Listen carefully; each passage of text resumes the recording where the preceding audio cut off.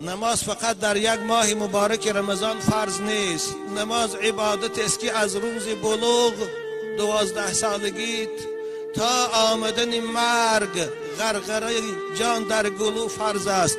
واعبد ربک حتی یاتیک الیقین.